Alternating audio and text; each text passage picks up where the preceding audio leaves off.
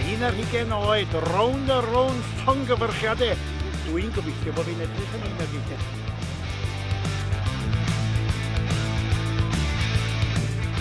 Penblwydd hapus i rownd yn 11 oed. Penblwydd hapus rownd a rownd.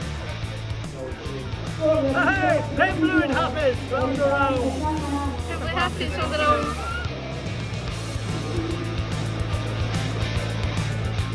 Ie, dwi wedi bod yn gwasio ys ti a bod yn saith dwi'n pwyd.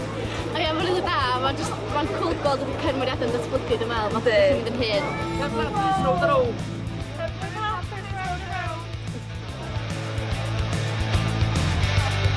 Penblwydd hapus i round a round. Mae was yn penblwydd hapus i rownd a rownd. Fath yna fo, nes dwi'n gwasio fo'r traeth o hyn sy'n mynd rili. Yndi. A ti jyst yn teimlo fatha bod chdi yn tyfu fyny hefo nhw a maen nhw'n jyst yn fatha blychu chdi. Dwi'n bod, mae Dani fatha rebellious o dwi'n hynny ni.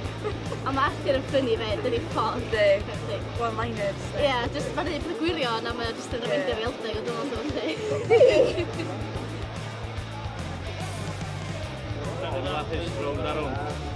Penblwydd hapus rownd a rownd.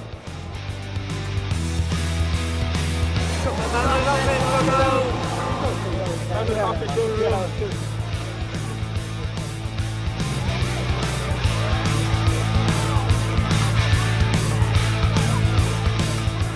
Siamai Thomas yma o'r BBC Radio Cymru, raglen sŵn mawr o Brynawn, penblwydd hapus, rownd a rownd, 11 oed, jiw, chi bron yn fod o'r hen a fi.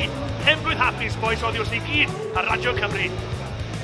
Penblwydd hapus! Now then, John Malone.